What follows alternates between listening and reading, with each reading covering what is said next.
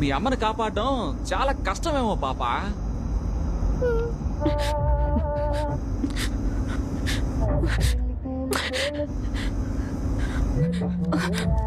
Hello hello hello hello madam, వినిపిస్తుందా? Signal కట్టే వస్తుంది.